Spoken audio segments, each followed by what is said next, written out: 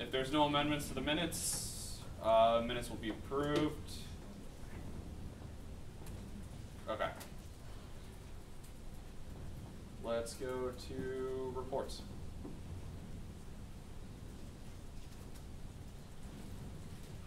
Okay, for me, as always, do your stuff. If you guys didn't get an email from your oversight rep, and you know that you're at like at least 1.5 absences, just let me know. You can double check why that wasn't sent. But other than that, everybody should have gotten one. So if you got that, just that, keep track of that. If anyone is over 2, currently I think there's like 1 or 2 people, but we weren't on it ahead of time. So we're not going to give you any crap about it now, but just in the future, if you have any more absences for the semester, we'll have to do something there. So just pay attention to that. Rules? Hi everybody. For Stevens Christian Fellowship Constitution, we approved it because they were supposed to be here tonight, but they're not coming, so we're not going to address that, but it was approved by the committee. And we also went through facts, so we'll be looking at that a little bit closer. And I'm working with Matthew and Rami's updated bylaws, and I'm working with Ryan, Tom, and a couple other senators for the impeachment rewrite or update. So if anyone's interested in that, feel free to reach out. And that's all for now. We might have one more meeting before the end of the semester, or yeah, before the end of the semester, I guess. And this day in history, and if you ask me, this day for you, it's Steamboat Willie.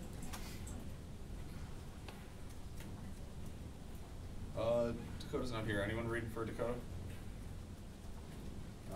They're all in the budget committee meeting. Okay, we can come back to them when we get here. That's it. PR? Hey guys, it's newsletter season again. Super exciting. I'm pumped. You should be pumped. My committee members are going to be reaching out to committee chairs as well as senators so we can get that going. We're thinking about actually sending it out like the week before we come back because like everyone's going to be checking out for finals, so no one's going to read it if we send it at the end of the semester. If we send it like right in the beginning of winter break, everyone's checked out, no one cares, no one's going to read it. But if we send it like a few days before we come back, it's like, welcome back everyone, like look at all the stuff we did last semester and we're super excited to start this new spring semester. So that's what we're thinking timeline wise, but be on the lookout for like emails, Slack messages, whatever, to help us actually get the content for it because we don't know like what's happening in every single committee if we're not there. So we need a little help with that. And the other thing that came up at our PR meeting this past Tuesday was putting up individual committee meetings on Duckling because like it would be really cool if more people were aware that if you're not a senator, you can still be involved with committee meetings. Like if you're interested in academics or like campus life or health and wellness, you can come to those committee meetings as a non-senator and like talk about stuff that you want to see done on this campus. So we want to start putting committee meetings on Duckling so people can see them like in the schedule, on the core tab, whatever. And then another thing that we were discussing, I'm going to bump into Aparajita for utilizing our Instagram story better. Yeah. So basically, we were thinking about each committee, like chair and basically just give a rundown of what they're doing. So that kind of works for the same way we were thinking about Duckling, so that people that view the story can also potentially come to these meetings, and then they're also getting a better understanding of what each committee is actually doing. So we were thinking about filming it today, but we weren't sure if everyone was ready. So we're probably going to do that after the next set of meetings. It'll just be like 30 seconds of each like committee chair's time to just like briefly say like, hi, my name is this, I'm the chair of this committee, and like this is what we're currently working on. Just like a quick little 10-second video on the Instagram story, make a highlight out of it, and people can view it, and it'll be cute. And then if you need an inspiration for your individual initiative, people filled out the SGA speed dating student feedback Excel sheet that I had going, so like check that out. And if you haven't filled it out, you should fill it out so we can go back to that and inspire people to improve this campus. And the next PR committee meeting is going to be Tuesday after we get back from break, November 27th at 5 p.m. in the Burchard Team Room. Thank you. Alrighty, so we had our meeting last Wednesday, so you can check out what all the committee members are working on in that first link. I met up with Angelo again. We had a big brainstorming session on Tuesday.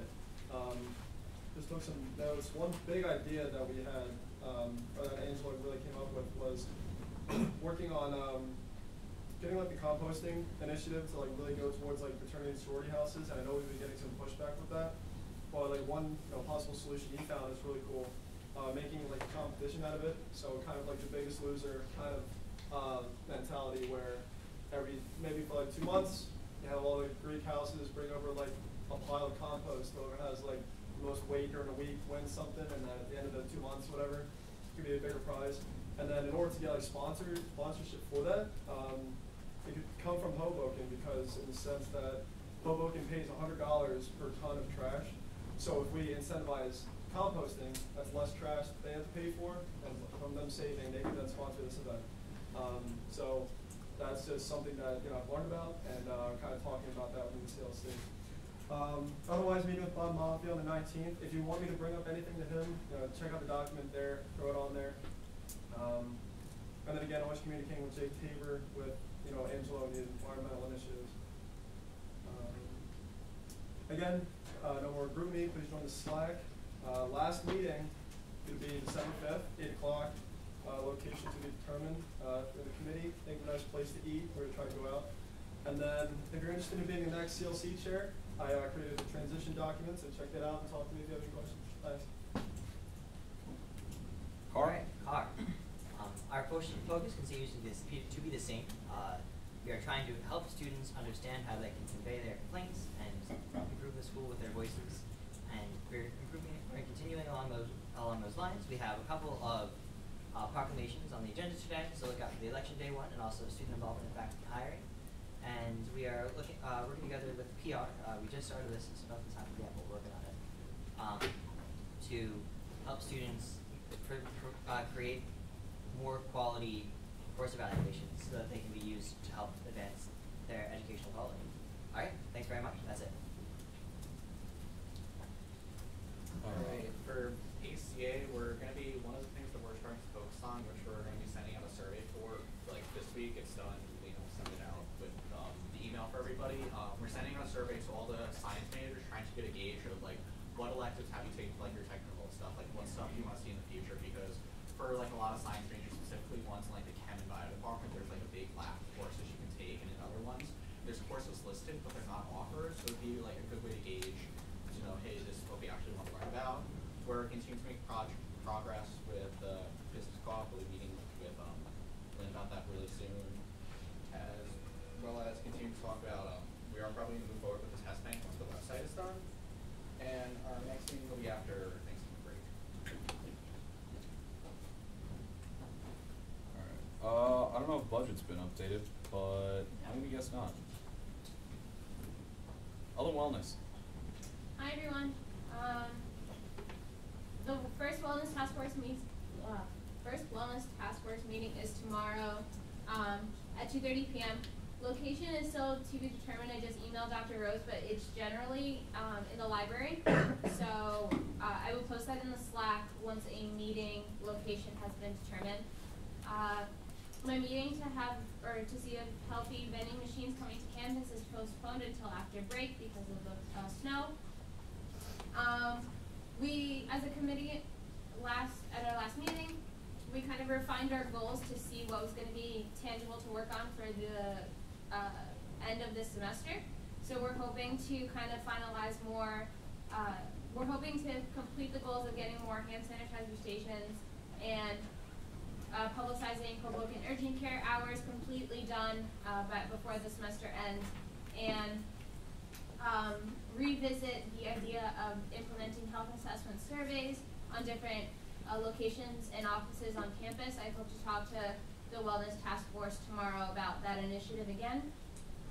Lucas and I met with Gabby on Friday. Gabby is the new wellness educator, so super excited to have her in this position.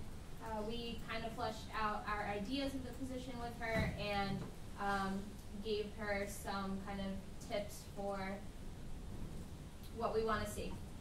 She still doesn't really have a plan yet. It's only like her first week, so I'm excited to work with her for next semester. Our next committee meeting is going to be after break, and I hope everyone eats a lot of turkey. Government and community relations. Hey everyone, so about a little bit over an hour ago, we just had our first committee meeting. It was very fun. I had a great time. Our next meeting will be next week, November 25th, 5 p.m., hopefully colder again. On the right, you'll see 3 pictures. One is of the planning board, one's of Bob Mafia, and one's of the tower renderings. All of these focus on the towers because that's what we're going to be focusing on for the remainder of the semester. At the meeting, EJ and Jose wasn't there, and also Dylan James and Shania Taylor, she's president of NSB. Very wonderful people. With the LEED Silver certification, it's not as environmentally progressive as we prefer. Silver is just like pretty low, so we'll be reaching out to like the various organizations and groups of people on campus to get more input. Expect a petition to come around and associated with Proclamation. If you want to come to the planning board meeting where they're going to be voting on the development for application for these towers, it's November 29th at 7 p.m. at the City Council chambers. If you want to see more pictures of these renderings, just message me. Also, a few people reached out to me saying that they couldn't be at the meeting, but they like wanted minutes. I'll get those to you. So, thanks. Website? Yep. So I've been adding some people to the repository. Trying to get some more work on that. Again, if you want to collaborate, you can go on the SGA website Slack and ping me with the username and I'll add you. Diversity and inclusion? What's up, y'all? We're here and we're clear. Our first meeting was November 15th, Thursday. It was really good. Like 19 people showed up. I basically just did the public forum again, but like with more attendees and like try to figure out what to do. Lucas made this action list that we're gonna try and pursue now. Please open that and help us out because we need help. But yeah, we're off to a really good start. Also on my slide, I figured I'd do a get woke this week since we don't have a diversity educator. So this tip is inclusion isn't just about the act of doing it, it's about how you do it. So for example, Stevens likes to recruit a bunch of diverse people, but what are they doing and how do they get here? So yeah. And then support marginalized artists. They're like an album there, so you should listen to it if you want to get it. EC? Hi everybody, tree lighting is this weekend. Well, not tree lighting, but like the lighting set up on campus. I didn't write this. And it went really well. It only took 9 hours instead of 14.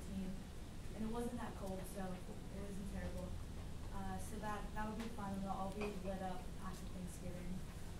For Founders Day, they have a lot of GBMs, so we're trying to get people involved that don't have positions on the e-board, to give them leadership experience and then move up, so that all their assignments have been dished out. And then there's Tech Fest coming up, so there's over 800 people that filled out the survey, and all the votes were really, really close. So now it's just going down to when the artists can be available, price-wise, as well as they, and then the e-board, because we're going to discuss ourselves.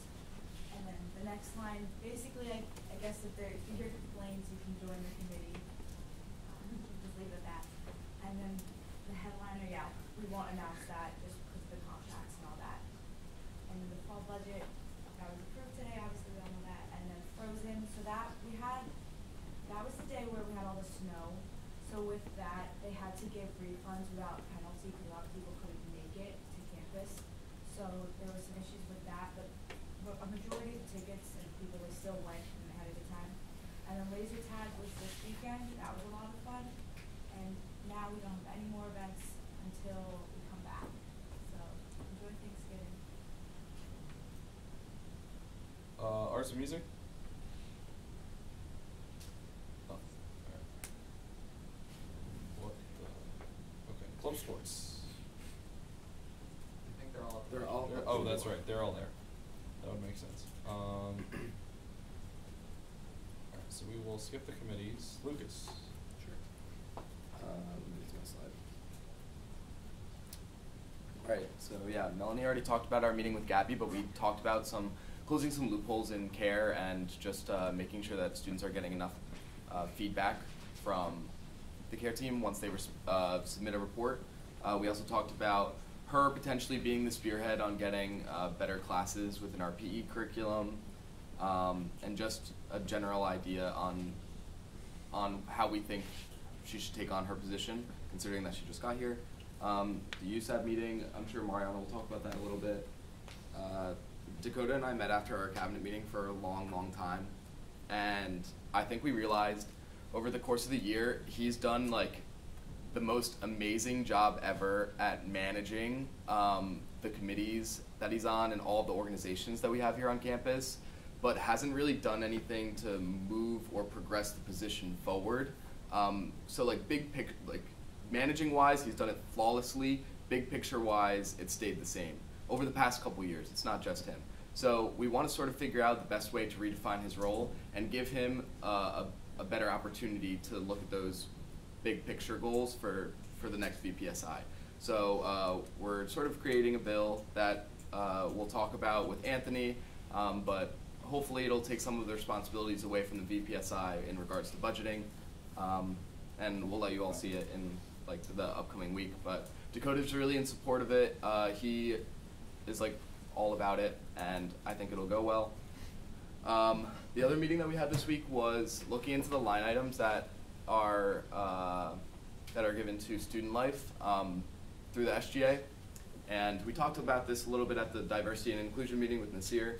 One of them, or two of them, the ones that I'm most concerned about are the $25,000 that's dedicated to Greek life programming, and $25,000 from your student activities fee that is dedicated to diversity programming and the Laurel Center. So the reason why I'm concerned about that is because, first of all, I don't know any programs that Student Life runs for Greek life that would cost us $25,000 a year. Like, there's nothing that they put on besides Meet the Greeks. And I know that they pay for Campus Direct, which is the thing that we used to sign up for it, but everything else should not cost $25,000. So we want a little more insight into how they're spending that money. And Leo, who is new, was very supportive of this, and he said he's going to start tracking exactly what's being spent and let us know if we're giving them the correct amount of money, because obviously we want to support Greek life in whatever ways we need to, but if we're giving them $25,000 and they're only spending $5,000, then it's not worth it. And then the other thing goes to the diversity and inclusion budget that we give to Student Life. That's for $25,000 a year. And I just think it's a little funny that one of Stevens' core values is to be committed to diversity and inclusion, but in reality, it's your student government association that is committed to diversity and inclusion, not Stevens, because we're the ones funding all those programs. So that comes out of your $220 that you spend in your student activities fee, and we're going to try to transfer that money to be not from your student activities fee. And if the school actually cares about diversity and inclusion, they should be the ones funding it.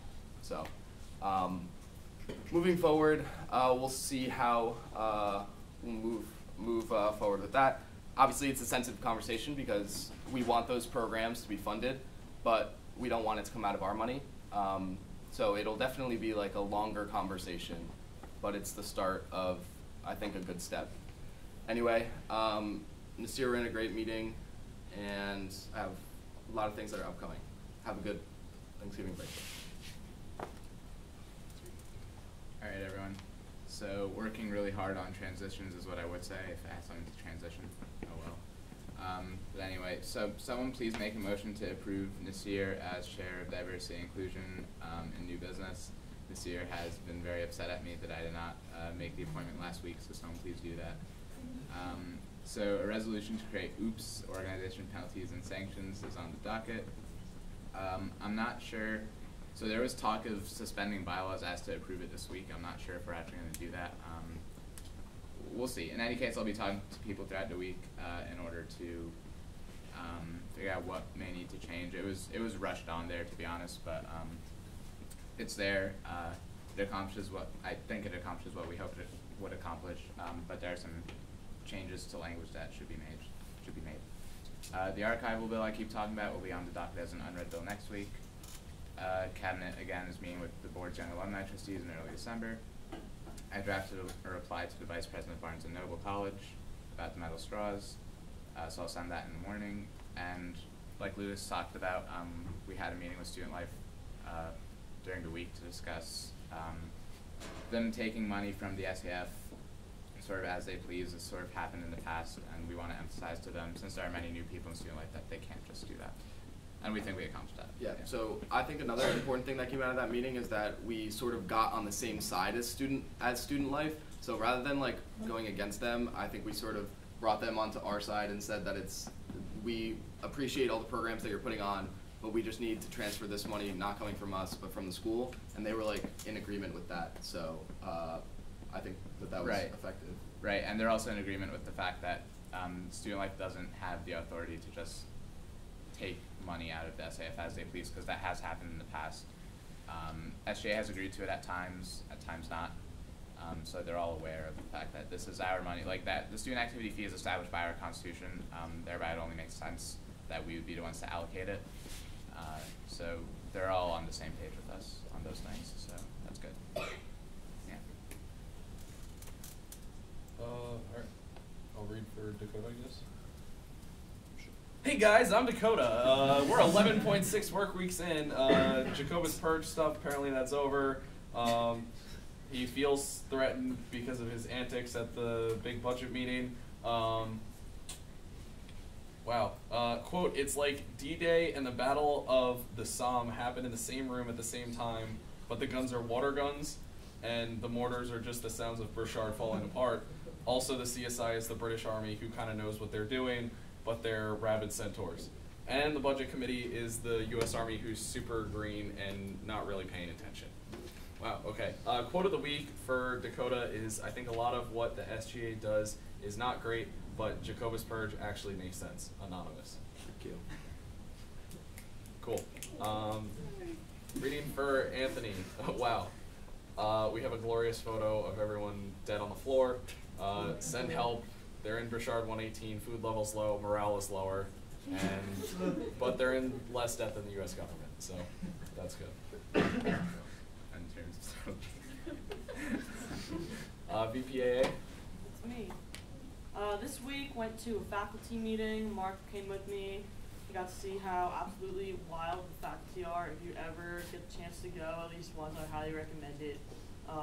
It's always funny because there's things that we do that directly parallel like what they have going on. Like they had a new senator for the faculty senate stand up, and he's like, I worked here 13 years, I thought the faculty senate did nothing. He's like, well, I've been on it for 2 weeks, and let me tell you, they do so much. And I was like, well, we've all never heard that. They were also talking about like health benefits and how that affects students, which directly parallels a lot of the health and wellness things that Melanie does here, and a lot of other really important topics. They also got to see a presentation about the towers and see like a fly-through for kind of what they expect. So that was a good time. Definitely go. I also got to catch up with Chris and Danielle. I don't like to railroad our cabinet meetings with them, so I just like met with them on the side to kind of give them like a semester catch-up. The first year experience team also met to touch base.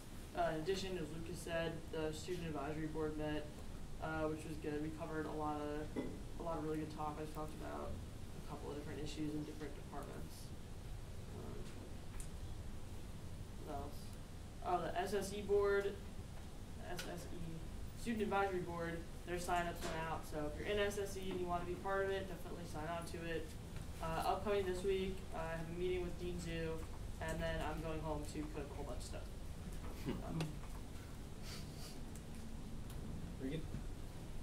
Hey guys, so presidential voting runoff reopened at 7 p.m. and it'll end next Sunday at 7 p.m. So during the meeting next week, okay, first I want to ask you guys, is it cool if we still have the meeting at 7 since Thanksgiving break? I always ask you guys just to make sure we're good with that.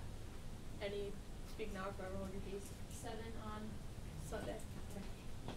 Yeah, sometimes we move it to 9 Yeah. since people may get back later, but everyone's okay with 7. So if we're good with 7, cool. So we'll verify the election results during the meeting and we'll announce it probably during the meeting. Please PR voting for that. It's super important that we like get people to vote again.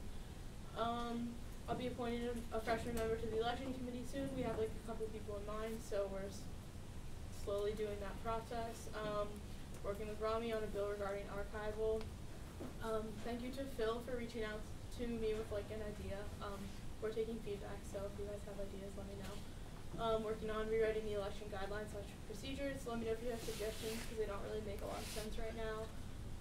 If you want to be the next secretary, hit me up. I can't wait to transition someone. And if you have questions about your attendance, just let me know. So yeah, that's all. Okay, so I don't know what to do, and I have completely exhausted my Robert's Rules knowledge. So if this is you, fear not. All you have to do is make a parliamentary inquiry, because it's my job to remember everything about Robert's Rules for you. Not to be confused with the point of order, although you still can just stand up and or like raise your hand and interrupt someone who's talking if you have a parliamentary inquiry. Points of order are for if you breach procedure. Parliamentary inquiries are just for if you don't know what to do. Woo!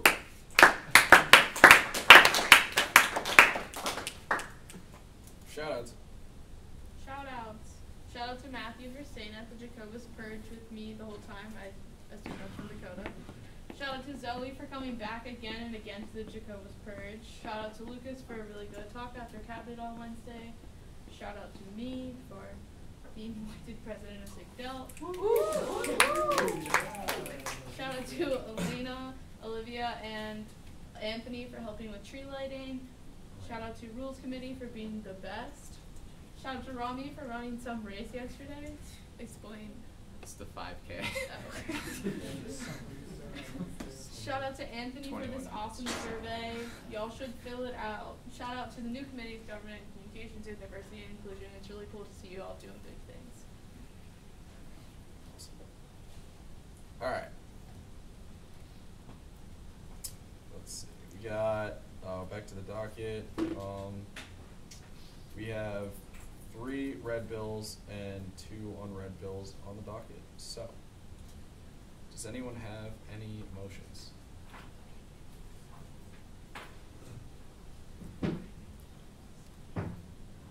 Jimmy. I move to appoint Nasir Montalvo as the head of the new Diversity and Inclusion Committee. Second. Okay. Nasir? I mean, yeah.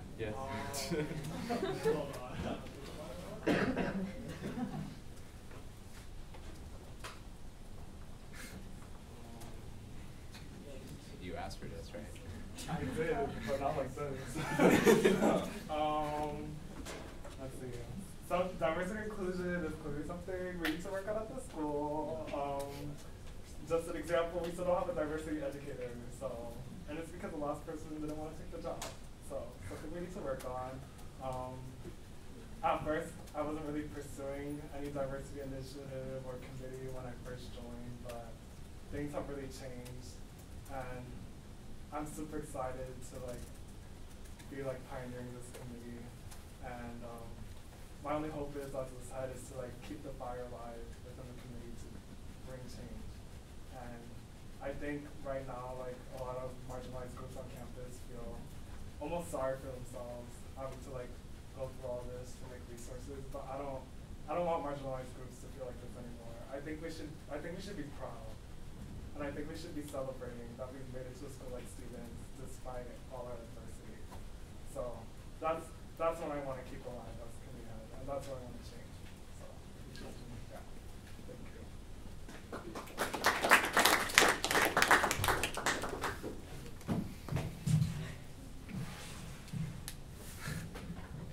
You'll lock yourself out. Okay. Alright. Rami? Yeah, so Nasir led the creation of the committee. I think we all know he's very qualified for the role. So to move along with business, I recommend we cut this short, unless someone has points. John? Second. Alright. All in favor of moving the previous, please say aye. Aye. All opposed, please say nay. Okay. All in favor of approving Nasir Montalvo as the new head of the Diversity and Inclusion Committee, please say aye. Aye. All opposed, please say nay. Okay, motion passes.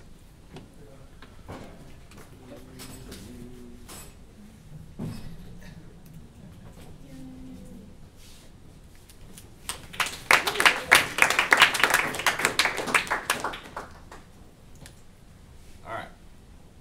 Back to Mark. Approved resolution S18F007. Second. Okay.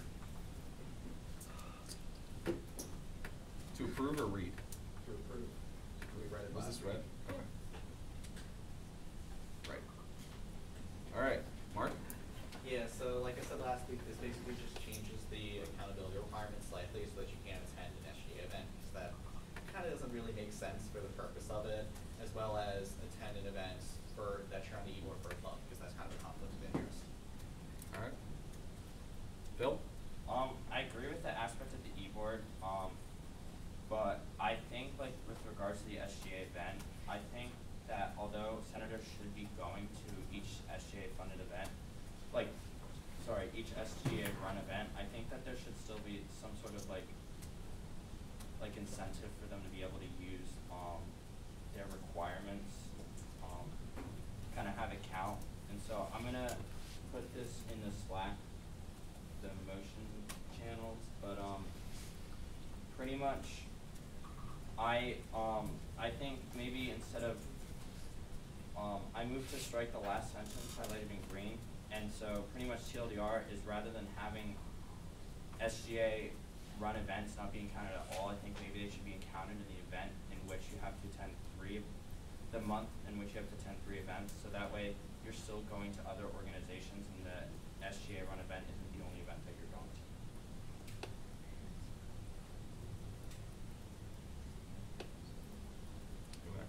Just reading your amendment here. Is he making this motion?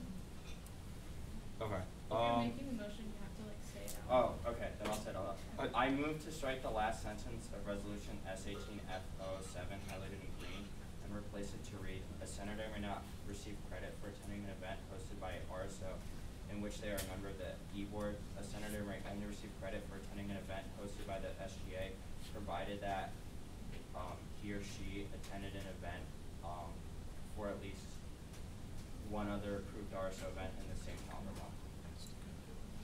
Second. All right, so we're now in discussion on that amendment. Matt. I think this overly complicates what this is meant to be. The 5 SGA funded events like you have to attend, that's to provide accountability that these organizations are following the finance policy of the SGA. It isn't just meant to like encourage you to go to RSO events. You're encouraged to do that regardless of this requirement. So like the point to fill out the accountability form for events that you attend is like to ensure that they're compliant with the rules. So like filling out the accountability form for SGA events, it like defeats the purpose of what the accountability form is supposed to be. Bill? I mean, we can still take a hard look at ourselves. Like, I mean, obviously we might be a little bit jaded, but we should still like kind of do like an internal review. Nasir? I mean, all I want to say is that, like, I'm busy, so, Yeah. like, I don't really, like, I get that it's supposed to be, like, accountability, like, we count, like, every month, so, like, I'm on the e-board for these organizations too, like, trying to do my job.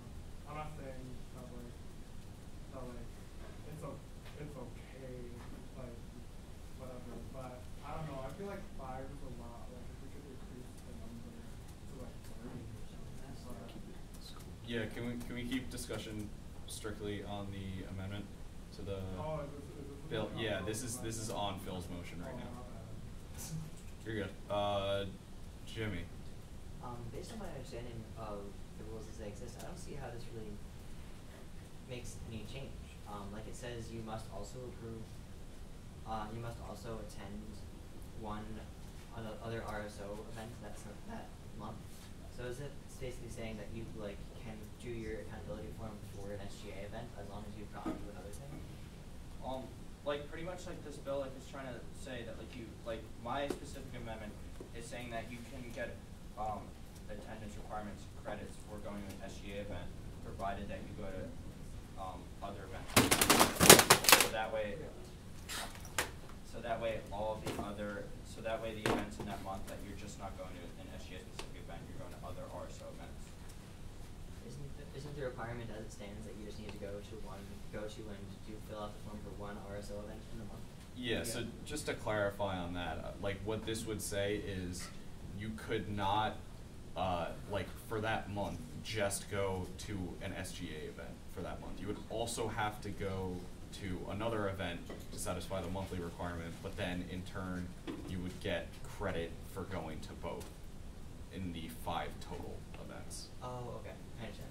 So, I believe, like, the way I'm interpreting this is if you still have to go to at least 3 different RSO events, but then the other 2 can be SGA events. Wait, no. Phil? It's the one, so pretty much the event, the month in which you go to 3 events, one of them can be SGA and 2 of them can be RSOs. But let's say No, there's There's not one month that you go to 3 events. yeah, well, but the way it's isn't the way it's. I'm saying, like, this is, I'm reading exactly as it says, and I'm saying the way that this would actually execute is that you still have to attend at least 1 RSO event each month, regardless. Yeah. So, at this point, like, if this were to go in, this is saying that no more than 2 events could be SGA events because that you have to also go to those RSO events as well. If that makes sense. All right, I got Maddie. Okay, so I'm kind of with Matthew here that this can be really confusing. And Alina and I were just talking, there's not that many SGA events that a month that would even fall under this. I think we should just make it so it's allowed. Like, let it be that you can go to SGA events. I don't really think it's that big of a deal. I think if we're elected into these positions, I think we're all trustworthy people, that if we see something, we would say something. So I don't think this amendment is that necessary. I think we should take out the last part and just make it that you can't be on the board. All right. Just want to remind everybody, and this is something I noticed past couple meetings, you know, if you feel that your mind is not going to be changed, then there's no point in having any further discussion on a topic. So at that point, I suggest somebody make a motion to the previous. Matt. Move previous. Okay. All in favor of moving the previous, please say aye. Aye. All opposed, please say nay. Nay. Okay. It's been 5 minutes, so we will vote. All in favor of making the amendment to the bill that Phil has outlined, please say aye. All opposed, please say nay. Nay. All right, motion does not pass. We're now back in discussion on the overall bill. Jason. So I just want to provide some clarification on the bill. Couple things. First of all, the only thing that this bill says is that you have to attend 5 events, RSO events. The amendments to the bill that are being made are that we cannot go to SGA funded events, not go to SGA events, and not go to events where you're on the e-board. There are 4 months in the semester, and you just have to go to 5 different events. And you have to do it at least over the course of 3 months. So you could theoretically go to 1 event per month and 2 in 1 month. I don't think that's that much of a commitment to be made. Phil. I thought like we were told that we had to do the 5 event requirements within 3 months. No, within the semester. So within the semester, you just have to attend an event once per month at least, so it's spread out. Lucas. Okay, so this goes a little bit beyond the scope of the entire bill, but I do have a couple questions for the people on the accountability committee, considering Mark and Matthew Jason are part of them. So when senators are submitting their accountability forms, what are you actually looking at? Are you actually going through them and reading like what they're submitting about the food, Matthew? Dakota and Anthony once told me that they reviewed them. Well, that is not true, and no one does. So I really don't think that this that this actual requirement is even necessary. I don't really see it as a benefit for anyone except a waste of people's times. I think that it's useful for the budget committee, but I don't think it's necessary for senators altogether. And that's all I have to say about this requirement. Nasir. I definitely agree. I'll just be honest, like when I do the accountability form, like I just do like all the required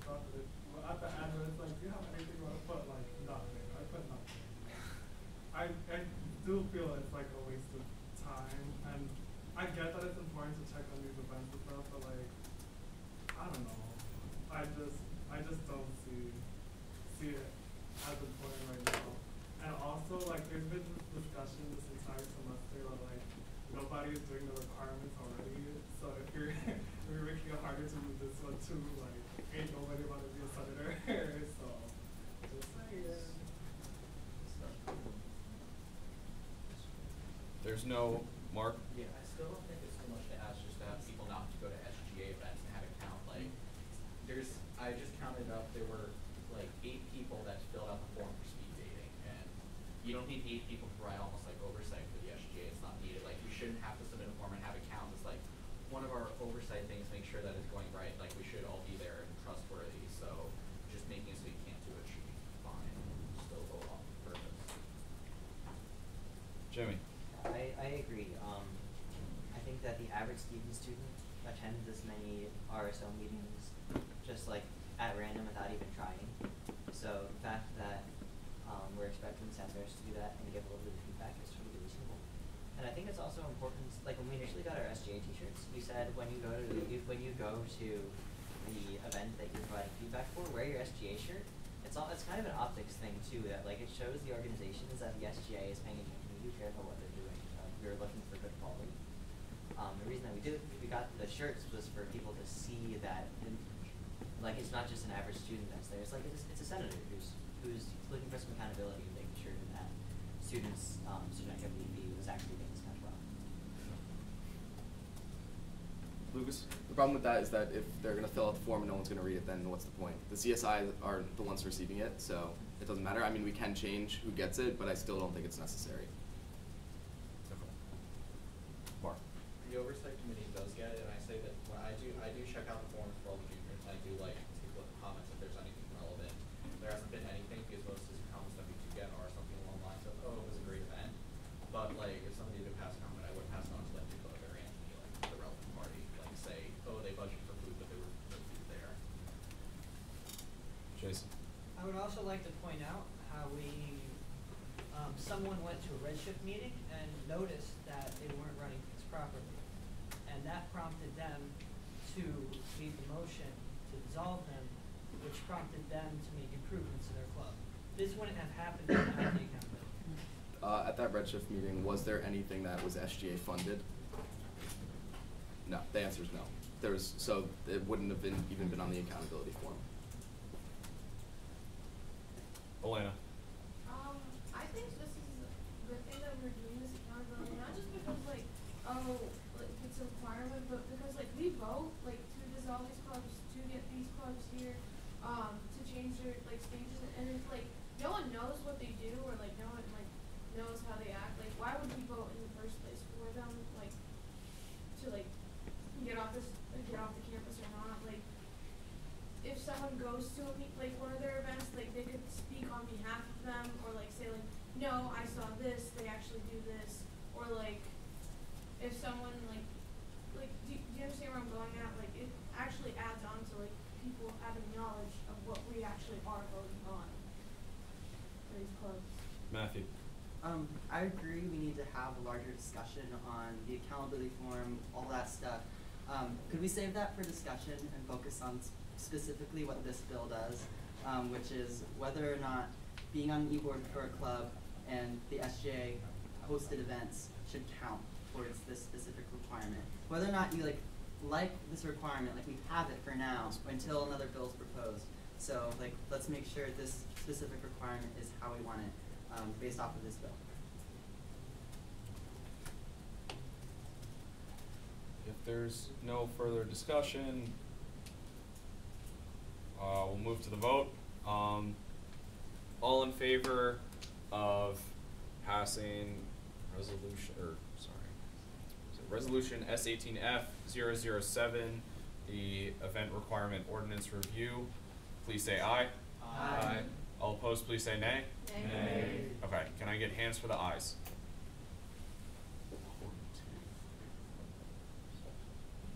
Can I get hands for the nays? Okay, nays have it. Bill does not pass. Dylan. I would say if someone is unsure that they trust what Ryan just announced, they can move to divide the assembly and we will move to a ballot. Are saying you don't trust what I Is that a challenge? Alright. We back to the docket.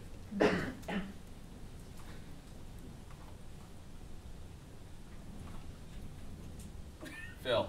I move to approve Proclamation P18F003. Second. Okay. So pretty much this proclamation, it's urging the Office of Undergraduate Academics and the Division of Human Resources to increase student involvement in the faculty procurement process. Right now, students have virtually no voice in which faculty members Stevens is hiring, and we want to change that. So we kind of want to urge these respective offices and then the respective academic departments to kind of increase student involvement in the hiring process, and have them and allow them to have a formalized channel to be able to give feedback to them. Have you reached out to like the various schools about this? I think we I know that the CS department is pretty good in involving student feedback. Jimmy, did you reach out to the We haven't talked to the schools specifically about this, but it's something that has been discussed by some of the offices of administration, like the Office of Faculty Involvement has wanted to be able to do this, and getting student voice behind it will help that push see some actualization, and hopefully have that request come from not just the administration but from the people that really are impacted by it, which is the student body. Liam? I think this is a really good idea, and I think actually getting students involved in the faculty hiring process is a big step forward towards promoting student centricity, which is one of the SGA's overall goals. Mark? Just some like I guess context sort of thing.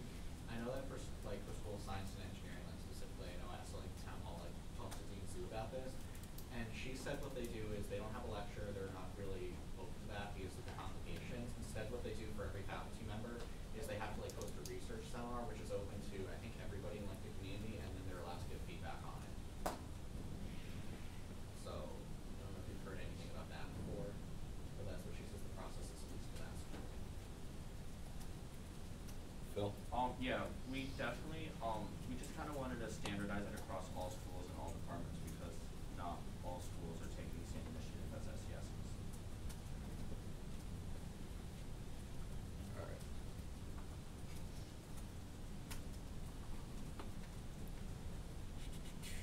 All right. Okay. Doesn't look like there's any further discussion. This looks like a good idea. Phil, I just want to point out the only issue I see with this is lack of specific like things that you want done. It's easy enough to tell the school, hey, we want you to get students involved, but like they'll say okay and then do nothing about it unless we say, can you do X, Y, and Z. Mariana? I told them they didn't have to solve the problem. Okay, that's fair. Yeah. So we'll definitely have further coordination with them after the process. Okay.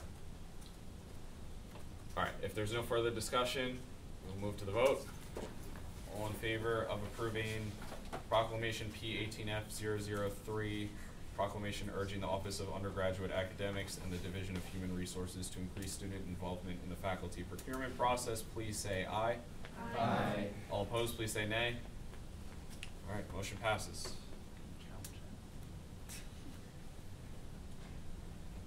All right, back to the docket. Phil? I move to approve Proclamation P18F004. Second. Okay. So pretty much this proclamation is urging Christopher Pierre, Provost and Vice President of Academic Affairs, to not hold classes on election days. Several offices throughout Stevens have programmed the importance of voting, but there's currently no formal channel for students to do so. Like, there's no excused absence. And so we were tossing the idea around having an excused absence, but if some students took the day off to vote, but the professors were still holding classes, they might miss out on the content because some professors might be hell-bent about keeping classes the same and not stopping their lectures. So I think it's really important that we kind of take this day off and allow everybody to vote, not just students, but also faculty, staff, and administrators. Ms. Sear. I think this is super important, and when I partnered with Diversity Education to do a voting initiative and get people to vote, there's so many people on campus who do not take this seriously, and their thing is that only 31% of people 18 to 29 voted in the recent elections, and that's ridiculous. So we should do something about it. And I think this is a good start. Melanie? I don't agree with having it be a full day off of school. Stevens already has their academic calendar planned until the year 2022, something like that. Like they already have school planned out, and every day that classes are missed, unfortunate to say, the school loses money. So if we requested a whole day off, it'll also set a precedent for future people to request a whole entire day off. You know, I think going along the lines of having to excuse absences are better, or maybe encouraging individual professors, if they want to do something on their own, then that's fine, but something along the lines of excuse absences I think would be more feasible. Phil? I think the problem is with excused absence is some kids live hours away, even 1 to 2 hours. So just getting to your voting location and coming back is 4 hours.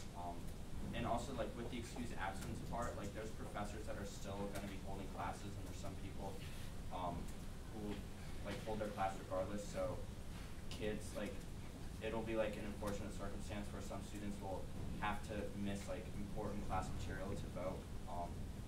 And also with your point about requesting days off, this is not just a movement here at Stevens, but it's kind of a national movement with taking election day off, and I think it's warranted.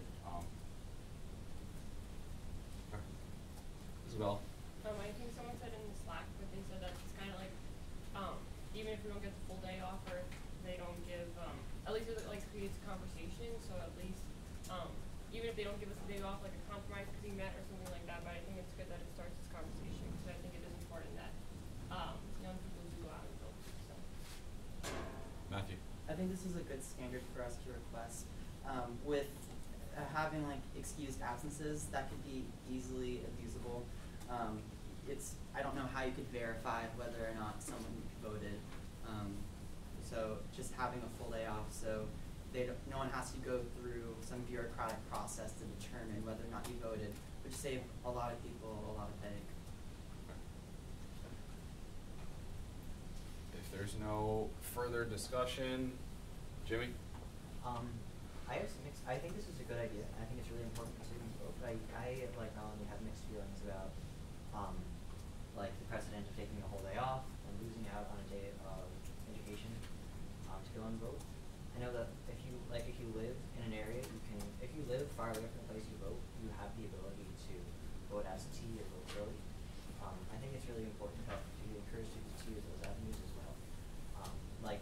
It's not convenient for anyone to go and spend 8 hours or 4 hours traveling to go and vote when they could just as easily sign up a month ahead of time and take care of that on paper. Dylan? I just want to say, I can't vote, but if I were to vote, I would vote in favor for this, absolutely. I know it's a hassle maybe if you have to take into consideration the fact that we scheduled years in advance. Voting is super duper important. Kids don't do it at all. This is a national movement. It's very important to go vote. In fact, the national movement is to make it a national holiday, because it's a huge problem that working class people can't miss a day of work and they don't end up voting. That's stopping a huge number of people from voting. So we should definitely take advantage of any opportunity we have to go vote. And people cannot vote if they're at school here. That also applies to the faculty and everything. You all should definitely vote yes. Melanie? I really do think it's, as a college student, your day is not completely booked. You can schedule your day to go and vote if that's something that you're passionate about.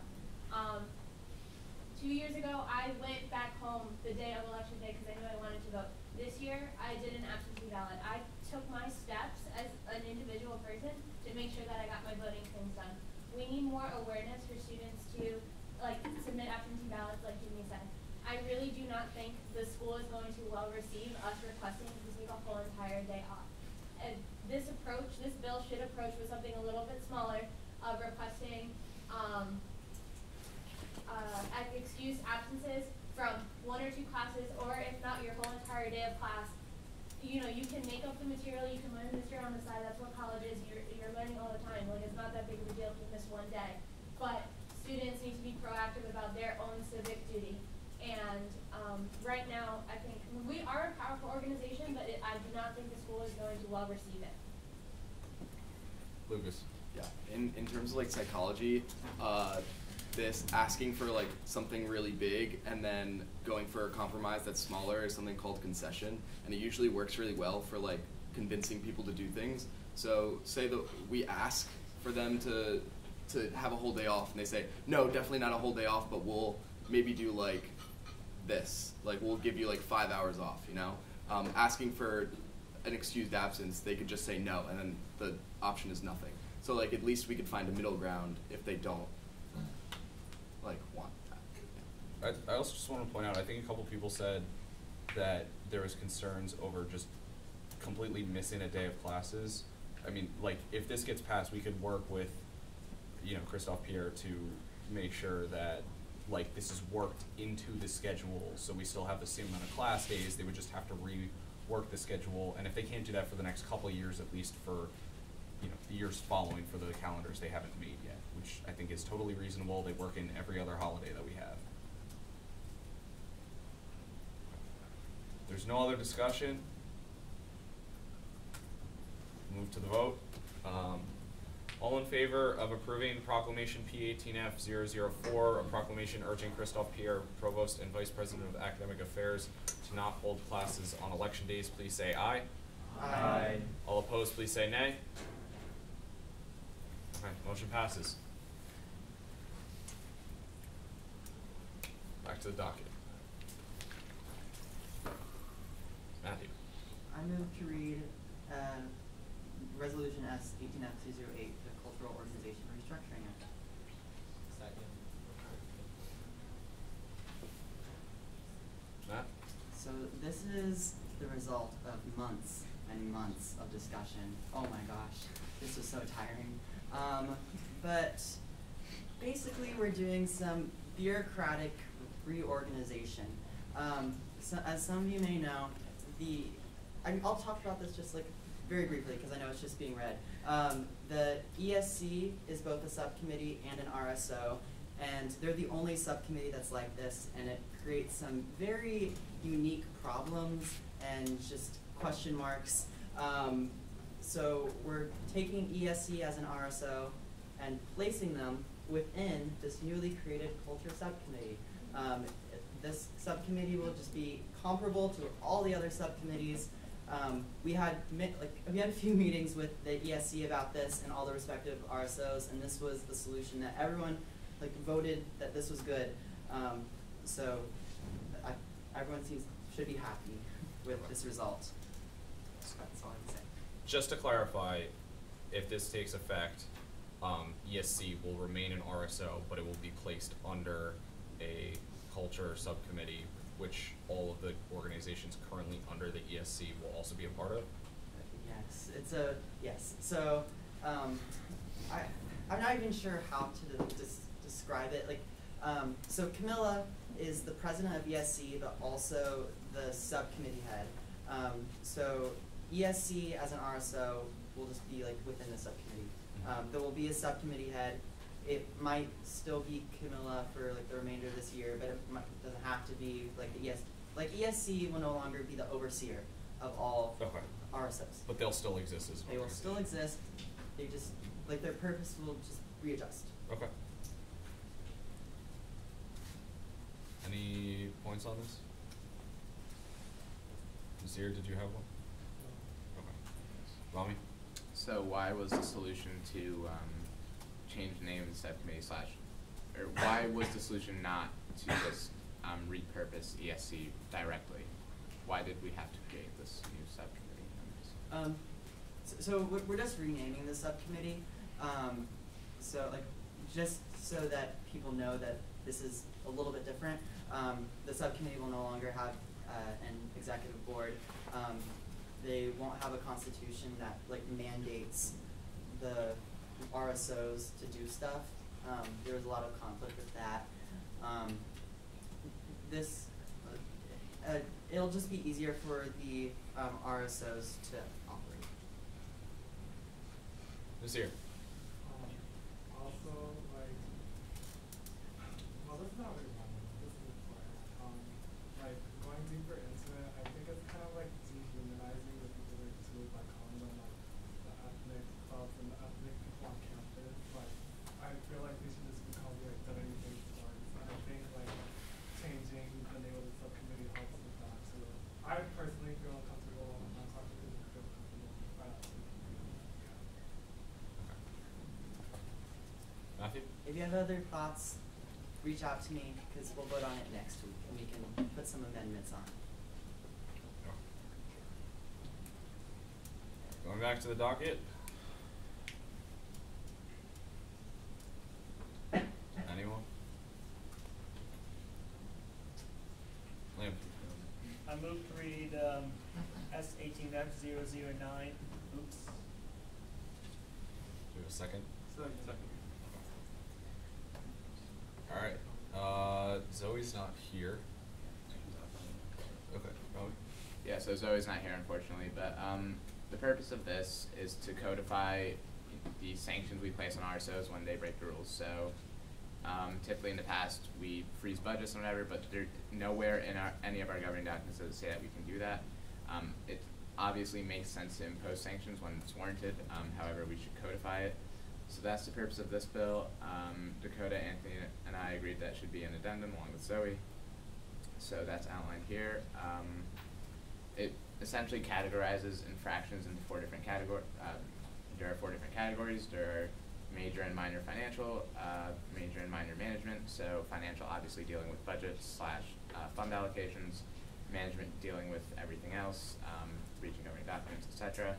So it lists the types of infractions, defines them, and then the process we have is the CSI can bring to light management infractions. So since the CSI is very in the loop with what's happening with RSOs, they can bring those infractions to the Senate's attention, and from there the Senate can decide the punishment. Each category of infraction has its own type of, has its own list of punishments that the Senate would choose from. And likewise with the Budget Committee, they would bring to our attention, the Senate's attention, not ours because I'm not a senator obviously, they would bring to the Senate's attention financial infractions, so breach of governing documents related to fund allocations and budgets. And from there, the Senate would choose a sanction. So we wanted to respect the fact that the Senate is the group that has jurisdiction over these RSOs and can levy sanctions. That makes sense given our Constitution. But we also wanted to acknowledge that the CSI and Budget Committee are much more in the loop with what RSOs are doing than the Senate is. So that is the system we are proposing. And yeah, like I said, I think there does need to be some clarification on some things in this bill. So we'll be working on that throughout the week, and we'll have some proposed amendments for next week. But for now, if anyone has any questions, I'd like to talk about it.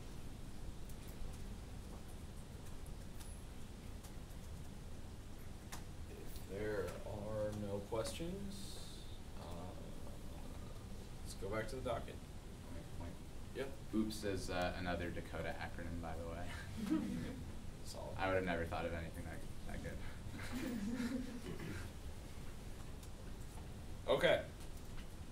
The only other thing we have on here is motion to approve the recommendations of the Budget Committee. However, I don't believe, have they gone through? So budgets they for actually them? finished budgets and their online items, so they should be back soon. Okay.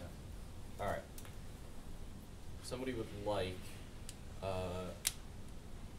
suggest that somebody make a motion to recess until, I guess, called upon by the speaker, just once they get here.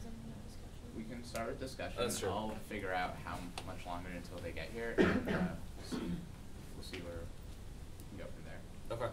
Does anyone have any discussion items? Alina. Last week I brought up the thing about groups serve.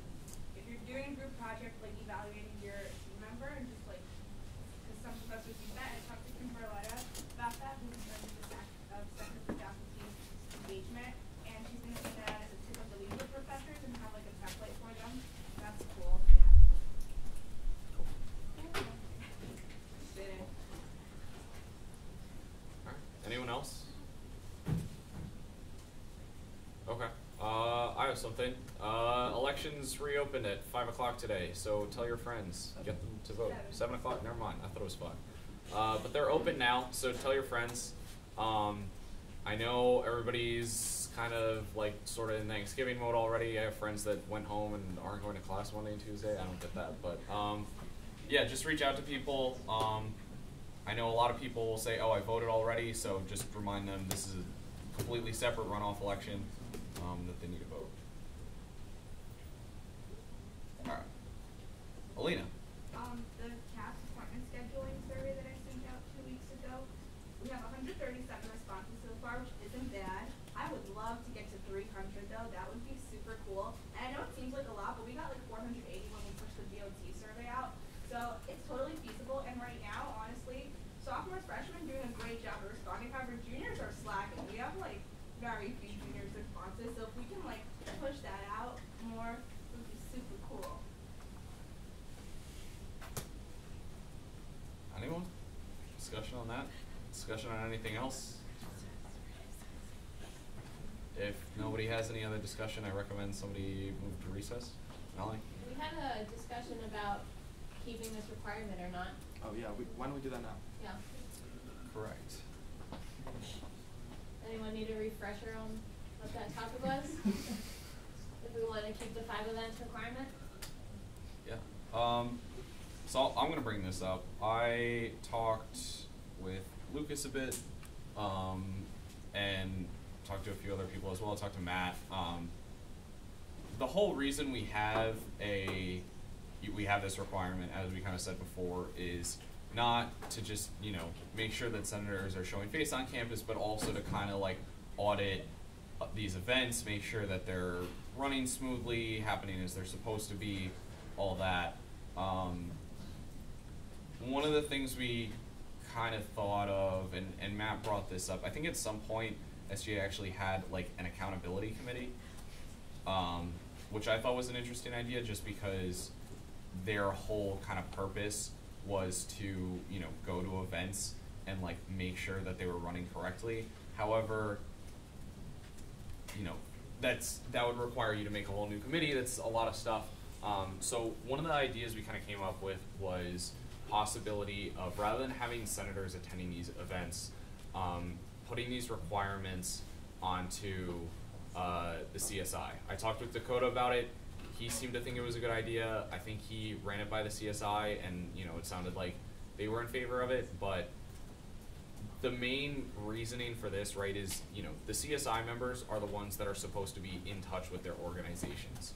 Currently, there are no requirements of CSI members. Like they can, there's like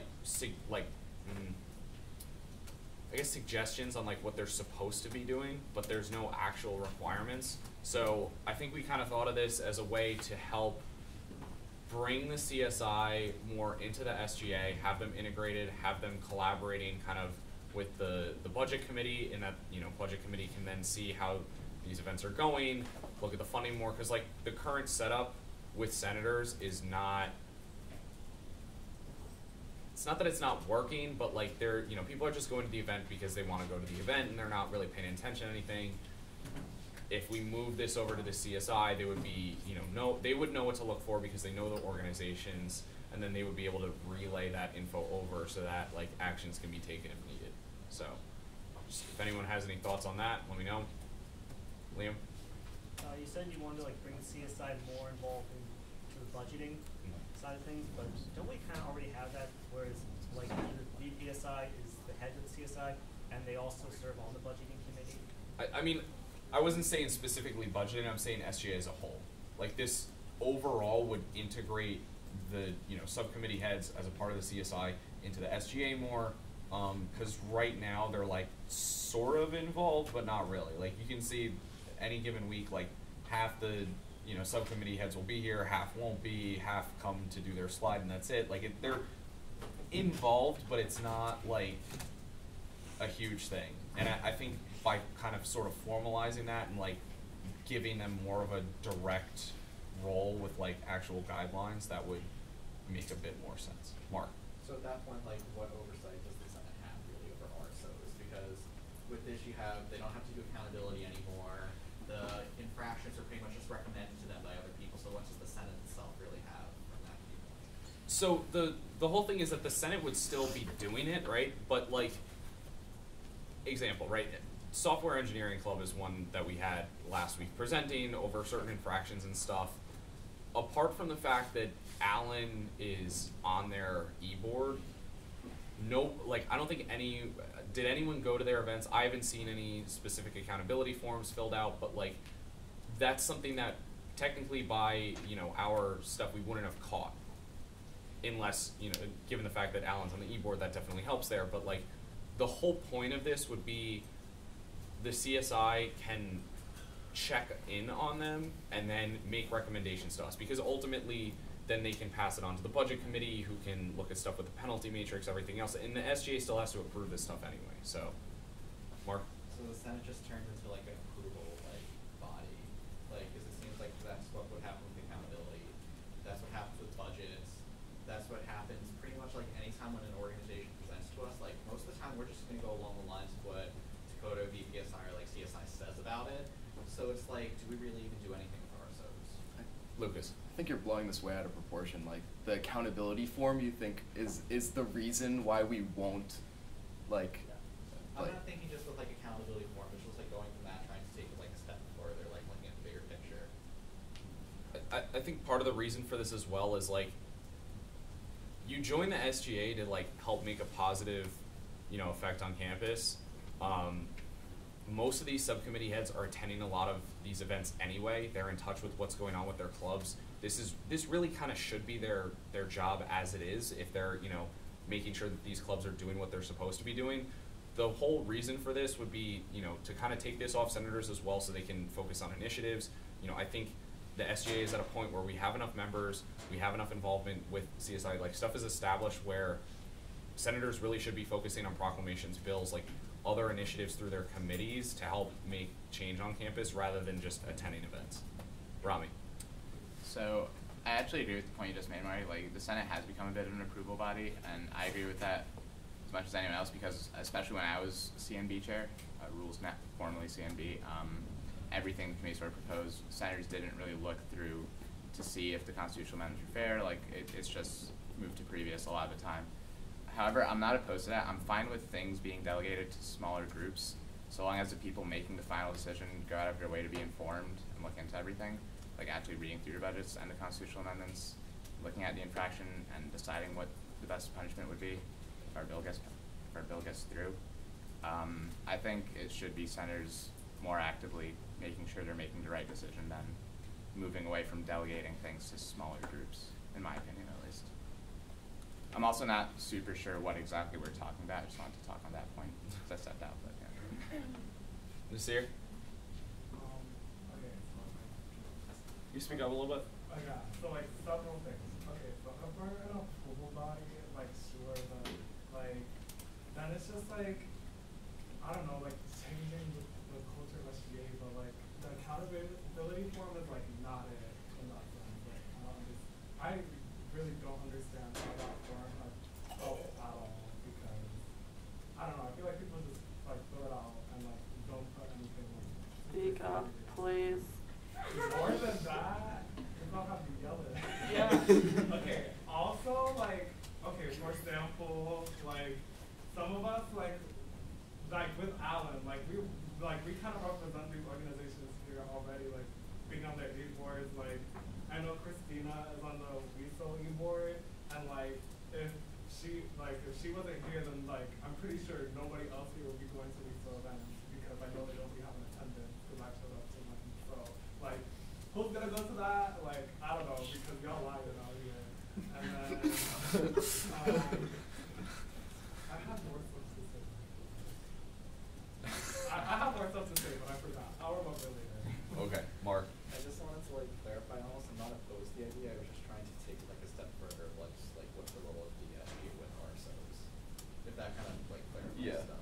I mean, I feel like I get the concern of the SGA being like an approval body, but at the same time, like if you look at the U.S. Senate, it's the same kind of thing. There's so many little committees that take care of stuff on their own. If you delegate it to a smaller committee, you know, you're entrusting those people to make the right decision, but then, you know, you have everybody approving it so that, you know, just to make sure that all input is heard. Matthew. I totally trust the CSI to handle all this accountability stuff. Like they're perhaps the most underrated group of the SGA here. Like right now they're figuring out a way to like manage a $100,000 deficit we're in with the big budget meeting that's going on right now. Like that's very impressive that they're figuring out ways to like kind of make organizations sad, but with the like interests of the student body in mind. Like they'd be very critical. I'm okay with the Senate becoming an approval body. We just have to be more critical when we approve stuff. Lucas. And this is exactly what we want to do. We want to empower the CSI because there is no real reason to become a CSI member. Like they don't really get that many benefits, and they don't even if you were just to put CSI member on your resume, like if that's why you were joining SGA, it's like doesn't sound that amazing. But they have so much power, and I really think that this would be something that would be really good for them. Elena. I also think they're more qualified to be doing this because like very few people go through like the budgets that we approve for those events prior to going to the event. So if you don't even know what the organization's budget for, how do you know if they're spending the funds we allocated properly? But the CSI like probably knows what the organizations are budgeting for and can look through those budgets and make informed decisions. Nasir. And again, if we strip this ridiculous requirement, senators will have like more time to like focus on their initiatives and like more important things. Like we'll have time instead of showing up to the event and then like filling out this random form where we don't really give feedback. Where the CSI would be more helpful. So yeah, like making us more empowered here and going out and doing stuff this year. Okay. Cool. We're done with that discussion. Yeah. If there's no other discussion on that. Rami? Yeah, so, sorry, I got confused. So the Budget Committee does have their weekly business posted in the slides, so that's what we'll be voting on tonight. There's still the dispute period for all the budgets they worked on tonight. I should have known that. I don't know why I missed that, but yeah, we can vote on the AFRs and everything. Those are in the slides. Yep. Those are done? Those are done and they're in the slides. Okay. Somewhere. All right, Like let me reporting about. Right. He said they were posted. Is that right?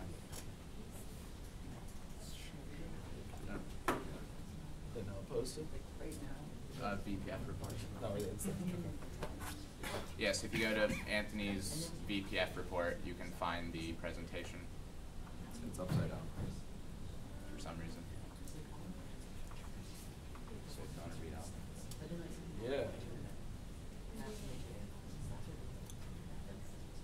Okay, so operating budget for this week was $15,860.23. It's a total of $2,066.72 requested. Budget Committee is recommending that $1,317.73 be given, and that would put the operating budget at $14,542.50. Mark. Can I move? I'm going to move to approve the recommendation. Oh, correct. Yeah, nobody made the motion. Second. Okay, thank you. Apologies. Started. Okay, not starting over. All right, so to start, we have an AFR. SITTV wanted $749 for a projector. Current one's broken. They want a new one.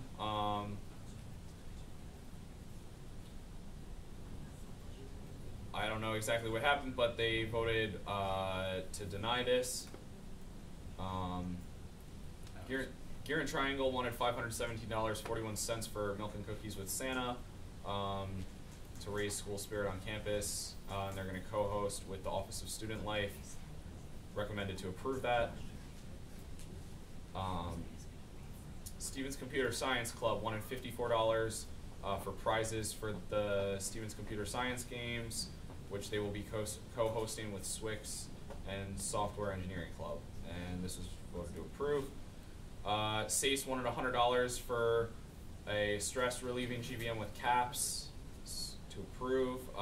Here in Triangle, $646.32 for Good Luck goodie bags to help cheer people up during finals. It's been very successful in the past, and Office of Student Life approves of this. All right, reallocations. Active Minds wants $272.92.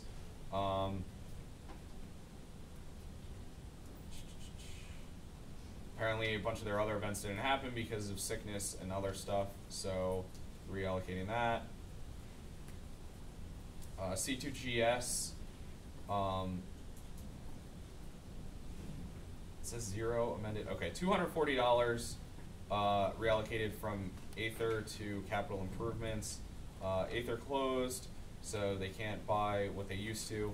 And they don't have any more budget for video games and board games this semester. That was voted to approve.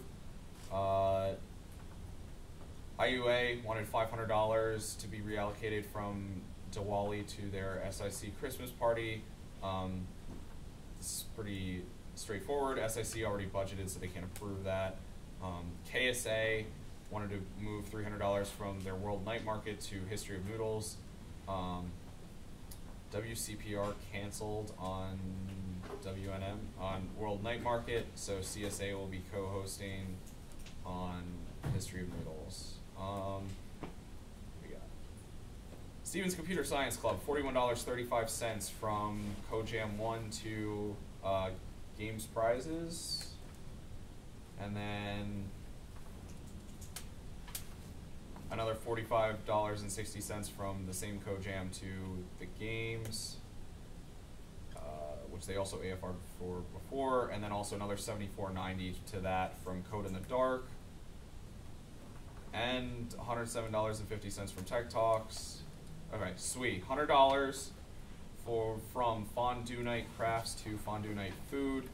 They need to entice people to come to the meeting because it's elections. It's fair. And that's it. Does anyone have any questions or discussion on the recommendations? Nasir. I just don't feel comfortable voting on this because of the SITTV thing. I don't know why they denied it. So. Elena. Okay, I was there when they denied it. So they're denying it because today they just approved their budget for next semester, and they gave them a lot of money. So they gave them an ultimatum. It's either you get this or we take away what we gave you this morning, and they decided to just not have this. And that was the reason. Okay. And they voted to deny. All right. Jimmy. For C2GS, do we know what capital improvements are being made? I don't know what spaces they have to improve. Yeah, it looks like they're buying video games and board games. So capital improvements, I always perceive it as facilities issues. So Yeah, I'm yeah. confused. No, that's what it looks like. Okay. Any other discussion? Seeing none. Oh, Matt? I just wanna wait. Matthew? Okay, yeah, if they're here. Are members of the budget committee coming as well? Or no? Yes, we're taking a full recess. Oh. And then coming Besides here, here. keep going, and then we're gonna reconvene and open more buttons. Okay. Sure. All right. In that case, I guess yeah. budget committee's coming. I suggest somebody motion to recess until called upon, just so that we can wait for budget committee to get here to approve this. Well, Why do we need to do that? I think they're literally walking over, but I'm not sure. Are they literally walking Yeah, over? they should be. Okay. I don't know. Why? You know how things work. Yeah, why do we need to? They said you guys could just vote. Everyone was sitting for so long. Nothing's gonna change. Nothing's gonna change. Right. Okay. It's gonna change. That's fair. Okay. So somebody make some sort of motion. Matthew. Oh, I just had a question. So wait, are they coming? Yeah, they're on their way right now. So if senators have questions, then maybe it'd be better to wait until they arrive, which should be in a matter of seconds. Does anyone have any questions?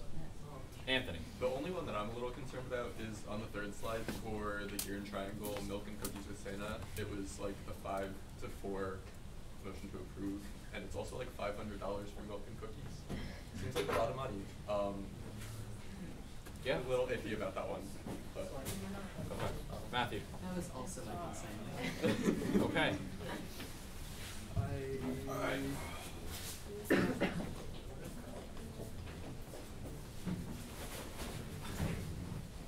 Alright, just to make sure, Dakota, would you like to elaborate on that? On what? Some senators had some concerns. Just we're going over the budgeting recommendations, just the weekly ones. Sure. Yeah. Gear and Triangle, $517 for milk and cookies with Santa. Yeah. 5 to 4 to approve.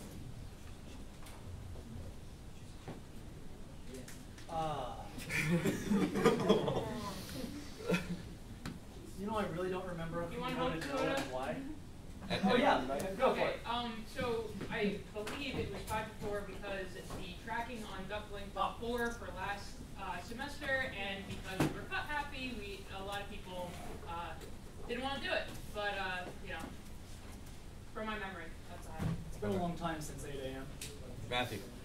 Would you have any recollection why it's $517 for milk and cookies with Santa? Like, are you like renting a Santa? Santa eats a lot of cookies. It was for the milk Keep it and down. the cookies. So I believe this year's it's like a member of Gear and Triangle that they're going to dress up as Santa and just have stationery. And the event is going to be you get your picture taken with Santa, and then you get milk and cookies. And I think it's just the milk and cookies through Compass One, without having the request in front of me. I don't quite remember, Sam, Ashley? I'm pretty sure it also included some sort of decoration for the picture background. That. Included backdrops. Yeah. Sorry, I was typing the whole time, so I don't. Does anyone have any other questions on the recommendations of the budget committee? Matthew. It also says co-hosted with OSL. Are they like also budgeting? I assume not, but No. like I really have. So is that just like a plus OSL on the poster? Okay, Yeah. cool. It's part of Gear and Triangle's constant trying to help OSL create more student spirit on campus, and so I think they're just co-hosting with OSL. Okay. If anybody here is in Gear and Triangle and knows more, please by all means let me know. Hang on. I'm gonna be Santa.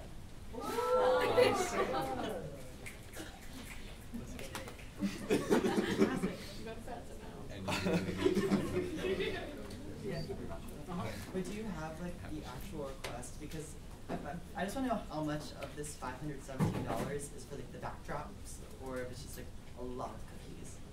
Like what's going on? I have it. Yeah. I have it. Yes. I'm glad you asked if I have it. Let me get it out to show you that I have it.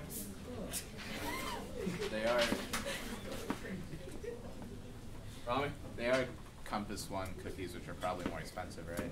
Yeah. It's the way it rolls when you have a monopoly. Mark. I think on the catering website you get 3 of them for $1. What? On the catering website, I think you can get 3 of them for $1 if I'm remembering correctly. It's a lot of cookies. It's a lot of fucking cookies. I have the budget up if you want. Thank you, Ashley. Can you read it, please? Yep, 150 assorted home baked cookies at $1.02 equals $153. Milk for 100 people at $2.15 is $215. 1 fireplace background for pictures at $50. And 3 garland lights with 3 garlands with lights per order at $33 each. Okay. Can one of my subcommittee heads please ask the budget committee where they are? They're here. Oh, they're here? A few of us are here. Oh shit, cool, thanks. Hi. A few of us are back here. Pardon my language. I think what we've gotten out of this is Compass One is a pyramid scheme. Changed my mind. Does anyone have any further questions on this, though? Okay. If there are no other questions on the recommendations of the budget committee, we will. Matthew. I just want to know like what do y'all think? Because like I did nothing, so I don't know. Nasir. I didn't know milk cost $200, but I think it's fine. Okay. Jimmy. Yeah, I was gonna say, it sounds like a lot, but I've budgeted for enough events for this or Res Life to know that catering gets expensive really fast. Okay. Alright.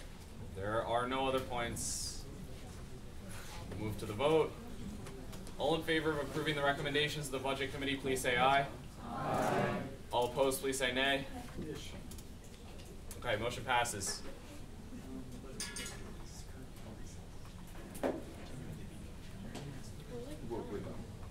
Yeah, so we are back in discussion. We have covered everything here. Does anyone have any discussion points? Dakota? So I'm very sorry I wasn't here, and I know this isn't how this should go, but can someone please give me a brief rundown on how the conversation on Oops went? Run. Oh wait, no. Well, if you're curious about like the conversation about the bill itself, yes. Or okay. Well, go ahead. There really wasn't one. Oh, cool. Awesome. CSI? Are there any concerns we'd like to bring forward? All right. So the reason I ask is there are a couple organizations that are currently infracting some policies, and we're going to be moving forward on them. I honestly don't fully remember what the process is we're going to do, but as soon as Oops is approved, that makes it officially legit. Right now we're just operating under officially legit. So that's what I have from CSI meeting on Friday night. Okay. Sam's giving me the stink eye. No, I'm trying to look at you. Got it. Okay. Yeah, I can't see that far right now. So. Exactly. Okay. Rami? I'm just gonna say the conversation we just had on milk and cookies was good, because like the question earlier was like, is the Senate just an approval body? Which you can call it that, but as so long as we're making an informed decision and like questioning what's being presented, I think it's okay. So keep doing that. Keep get information, like asking questions if you need to, and making an informed decision. Because otherwise, then it is just an approval board, and that is not something that should not be the case. So good job, everyone. Okay. Do you want Oops to approve something? No, I haven't talked about that. If there's no other discussion, Wait. Nazir. What's your name on the action items on my slide? Thank you. Anthony? Only 8 people filled out my survey, and I know that there's at least 28 people here. So please, can more people fill it out? Thank you. Okay. Join my flag. It's in the Slack general channel. Sam. But I don't know what I'm supposed to do or how I'm supposed to do it. Can you please? I honestly don't know the process either. Okay, so I'm just going to talk then. Okay. Go ahead. I'm going to stand up for this. I currently have an organization under my subcommittee, Amnesty International, that has a lot of budgeting problems, and they've been spending more than they have, I believe, and they're not responding to any of my questions about this. So I would like to ask the Senate for an audit of the club, so I can go and look at everything with Anthony and make it legit. I have no clue how any of this process is. I was told this is how I would have to proceed because there's no sections. Matthew. Audit, what do you mean by that? I want to go up to the Office of Student Life and look at every receipt and every purchase they've made. That's it.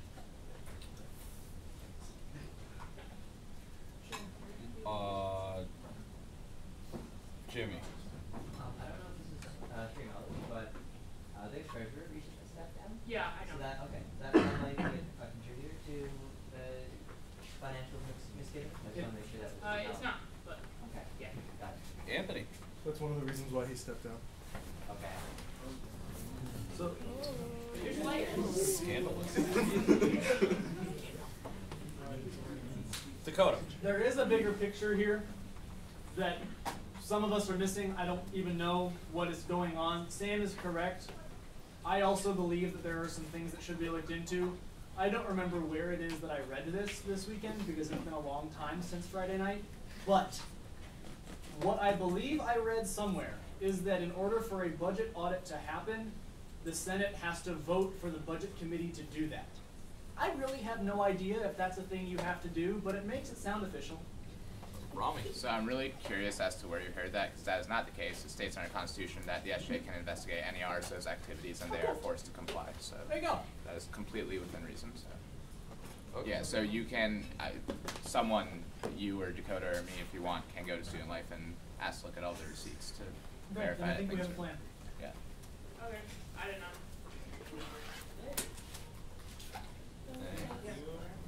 All right. Any other discussion items?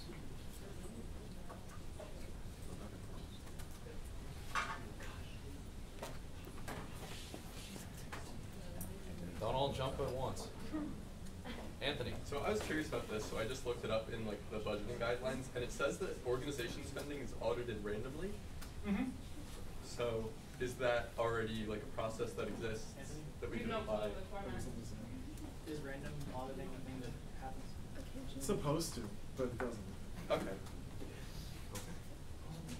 Because that's the only instance that it's in the budgeting guidelines. That just happens randomly. In our Constitution, Section 5.2, RSOs must cooperate in investigations of their activity brought forth by the SGA. So, CSI's by the SGA. Go for it. Cool. Wait, so I can do it? Yeah. Yeah. That's wild. We're all the SGA, so yeah, go for it. Yes. Okay. Any further discussion on this topic? Any discussion on any other topics? Dakota. The Budget Committee is currently in recess, so if there is no other discussion for the Senate as a whole to do, we'd like to take over this room and finish up our meeting, please.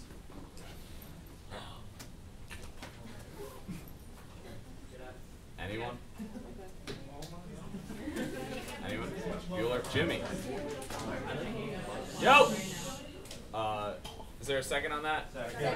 Okay, all in favor of closing the meeting, please say aye. Aye. All opposed, please say nay. Motion passes. Thanks, all.